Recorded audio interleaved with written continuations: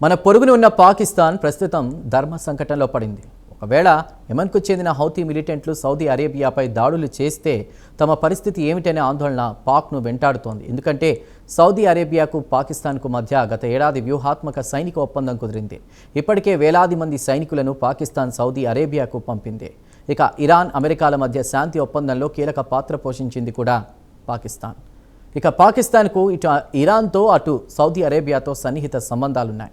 ప్రస్తుతం జరుగుతున్న యుద్ధంలో అమెరికా ఇరాన్పై దాడులు చేస్తే ఇరాన్ వెంటనే సౌదీ అరేబియాపై డ్రోన్లు క్షిపణులతో దాడులు చేస్తోంది. దీనిపై పాకిస్తాన్ పలుమార్లు ఇరాన్కు తన అసంతృప్తిని వ్యక్తం చేసింది. అయితే ఈ వారంలోనే హౌతీలు సౌదీ అరేబియాపై దాడులు చేయడంతో ఇస్లామాబాద్ అప్రమత్తమైంది. ఒకవేళ హౌతీలు సౌదీ అరేబియాపై దాడులు చేస్తే విధిలేని పరిస్థితుల్లో పాక్ సైనికులు హౌతీలను ఎదుర్కోవాల్సి వస్తుంది. అలా చేస్తే ఇరాన్ హౌతీలకు మద్దతుగా రంగంలోకి దిగుతుంది. అప్పుడు తమ పరిస్థితి ఏంటని మళ్ళా గులాలు పడుతోంది. తాజాగా పాకిస్తాన్ ఆందోళన గురించి ప్రత్యేక కథనంలో మరింత సమాచారాన్ని తెలుసుకుందాం.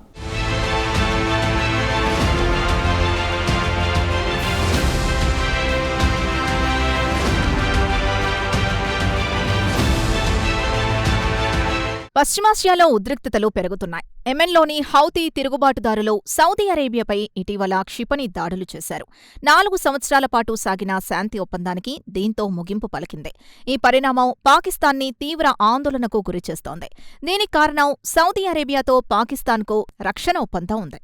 అంటే సౌదీపై దాడి పాకిస్తాన్పై దాడిగా పరిగణిస్తారు. కాగా గతేడాది సెప్టెంబర్ 17న ఇరు దేశాల మధ్య ఒప్పందం కుదిరింది. ఒప్పందం ప్రకారం ప్రస్తుతం వేల సంఖ్యలో పాకిస్తాన్ సైనికులు సౌదీ అరేబియాకి పంపించారు. వారిలో కొందరు సౌదీ యెమెన్ సరిహద్దు సమీపంలో మోహరించున్నారు. ఈ వారంలోనే హౌతీ రెబల్స్ సౌదీ అరేబియాపై క్షిపణి దాడులు చేసింది. ఈ దాడుల్ని పాకిస్తాన్ ప్రధాని షెహబాజ్ షరీఫ్ ఖండించారు. సౌదీ అరేబియా భద్రతకు, సార్వభౌమత్వానికి, ప్రాదేశిక సమగ్రతకు తమ పూర్తి సంఘీభావాన్ని, మద్దతును పాకిస్తాన్ పునరుద్ఘాటించింది. సౌదీ అరేబియాపై జరిగే దాడులకు పాకిస్తాన్పై జరిగిన దాడులుగా పరిగణిస్తామని, ఇది మా రైట్ లైన్ అని పాకిస్తాన్ ఇరాన్కు తేల్చి చెప్పింది.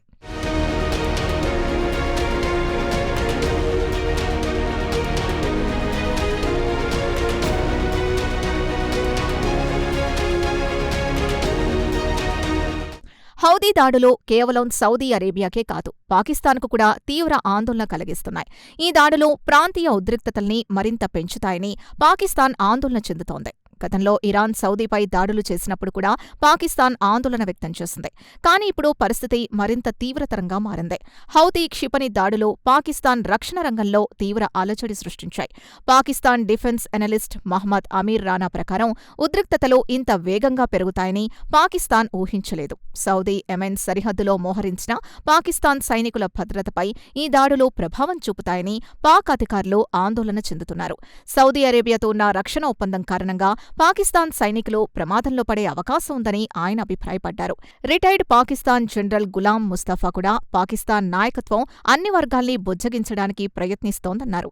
అయితే హౌతీలు సౌదీ అరేబియాపై రెచ్చిపోయి దాడుల్ని విస్తరిస్తే పరిస్థితి మరింత జటిలం కావచ్చునని ఆయన హెచ్చరించారు.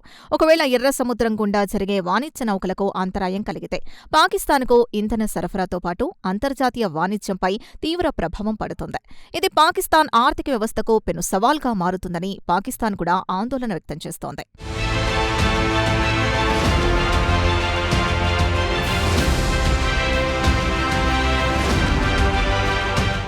ఇక ఈ హౌతీ దాడులు పాకిస్తాన్ మధ్యవర్తిత్వ ప్రయత్నాల్ని కూడా దెబ్బతీశాయి. అమెరికా, ఇరాన్ మధ్య, అలాగే ఇరాన్, సౌదీ అరేబియా మధ్య సయోధ్య కుదర్చడానికి పాకిస్తాన్ చాలా కాలంగా ప్రయత్నిస్తోంది. గత నెలలో ఇరు దేశాల మధ్య తాత్కాలిక అవగాహన కుదర్చడంలో పాకిస్తాన్ సహాయపడింది. తాజా పరిణామాలతో నిరాశలో ఉన్నప్పటికీ పాకిస్తాన్ మధ్యవర్తిత్వానికి కట్టుబడి ఉందని గురువారం జరిగిన మీడియా సమావేశంలో పాకిస్తాన్ విదేశాంగ మంత్రిత్వ శాఖ ప్రతినిధి తహేర్ అంద్రబీ చెప్పారు. అన్ని పక్షాలు అత్యంత సంయమనం పాటించాలని ఆయన హెచ్చరించారు. నిరంతర సంప్రదింపులు, చర్చలు కొనసాగాలని, దౌత్యానికి మించిన ప్రత్యామ్నాయం లేదని ఆయన నొక్కి చెప్పారు. అయితే ఈ వివాదం మరింత విస్తరిస్తే సౌదీ అరేబియాకు పాకిస్తాన్ అండగా నిలుస్తుందన్నారు. యుద్ధం ముగియడం అందరికీ మంచిదే. ఒకవేళ సౌదీ మా సాయం కోరితే వారికి అండగా ఉంటాం. ఇందులో ఎటువంటి అనుమానాలు అక్కర్లేదన్నారు తాహిర్ ఆంద్రబీ.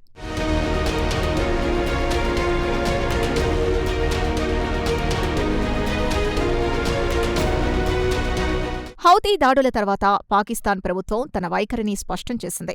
పాకిస్తాన్ ప్రధాని షహబాజ్ షరీఫ్ ఈ దాడుల్ని తీవ్రంగా ఖండించారు.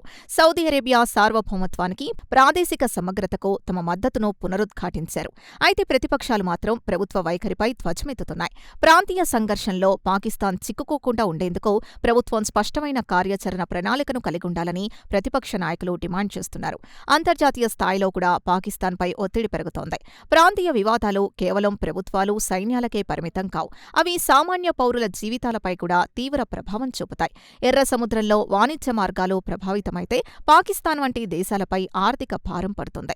ఇంధన ధరలు పెరిగి నిత్యావసరాల ధరలు కూడా పెరుగుతాయి. దీంతో ద్రవ్యోల్బణం పెరిగి సామాన్యుడి బతుకు భారమవుతుందని ప్రతిపక్షాలు కూడా ఆందోళన వ్యక్తం చేస్తున్నాయి. ఇక్కడ మరో అంశం కూడా ఉంది. పాకిస్తాన్ పౌరులు పశ్చిమాసియాలో ఉపాధి పొందుతున్నారు. ఈ యుద్ధం వల్ల అక్కడ పనిచేసే పాకిస్తానీయుల భద్రత, ఆర్థిక స్థిరత్వంపై కూడా ప్రభావం చూపుతుంది. పాకిస్తాన్ ప్రభుత్వం ఈ సంక్లిష్ట పరిస్థితిని జాగ్రత్తగా నిర్వహించకపోతే దేశీయ ఆర్థిక వ్యవస్థపై తీవ్ర ప్రభావం పడుతుంది.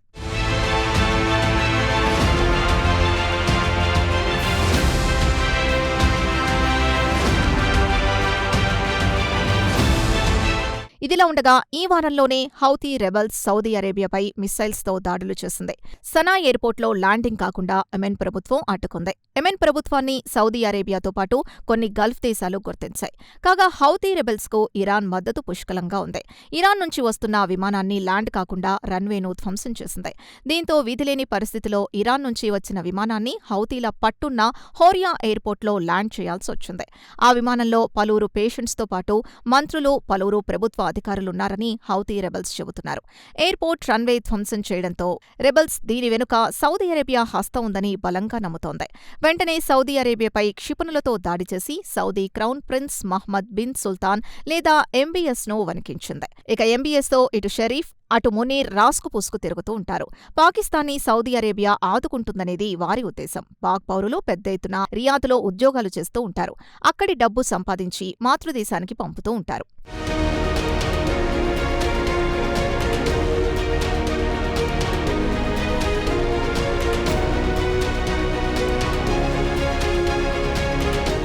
ఇక పాకిస్తాన్ విషయానికొస్తే ఆర్థికంగా బాగా చితికిపోయింది. ఇప్పటికే ఆర్థిక వ్యవస్థ అంతంత మాత్రంగా ఉంది. ఇటీవల ఇరాన్, అమెరికా యుద్ధం తర్వాత పాకిస్తాన్లో తీవ్ర ఇంధన కొరత ఏర్పడింది. హార్మోజ్ జలసంధి మూసివేయడంతో ప్రపంచవ్యాప్తంగా ఇంధన సంక్షోభం ఏర్పడింది. అక్కడ లీటర్ $400 పైచిలుకు పలికింది. దీంతో ప్రజలు తీవ్ర ఇబ్బందులు ఎదుర్కొన్నారు. మరి హౌతీల రెడ్ సీని దిగ్బంధం చేసి పాకిస్తాన్కు వెళ్లే నౌకల్ని నిలిపేస్తే పరిస్థితి మరింత దారుణంగా తయారవుతుంది. అంతంత మాత్రంగా ఉన్న పాక్ ఆర్థిక వ్యవస్థపై ఇది మరింత తీవ్ర ప్రభావం చూపుతుంది. ఇక హౌతీ రెబెల్స్కు ఇరాన్ మద్దతు పుష్కలంగా ఉన్న విషయం తెలిసిందే. ఇక ఇరాన్లో మిలిటరీ నాయకులదే హవా. ప్రెసిడెంట్ పెజెష్కియాన్ మాట అస్సలు చెల్లదు. ఇక ఇరాన్ మిలిటరీ అధికారులు ఎప్పుడు ఎటువైపు మొగ్గు చూపుతారో వారికే తెలీదు. ఇక Saudi Arabia crown prince MBS ట్రంప్కి అత్యంత సన్నిహిత మిత్రుడు. అమెరికా ఇరాన్పై దాడి చేసిన వెంటనే ఇరాన్ కూడా క్షణం కూడా ఆగకుండా రియాద్పై డ్రోన్లతో దాడులు చేసి వణికిస్తోంది. ఇక ఇరాన్ హౌతీలకు అండగా నిలిస్తే ఇటు సౌదీ అరేబియాతో పాటు తాము ఇబ్బందులు ఎదుర్కోవాల్సి వస్తుందన్న భయం పాకిస్తాన్కు పట్టుకుంది. ఇక ఇరాన్, హౌతీలు ఒకటై సౌదీ అరేబియాపై దండయాత్ర చేస్తే ఇక కింగ్ సల్మాన్ పాకిస్తాన్ మద్దతు కోరితే కాదనలేని పరిస్థితి.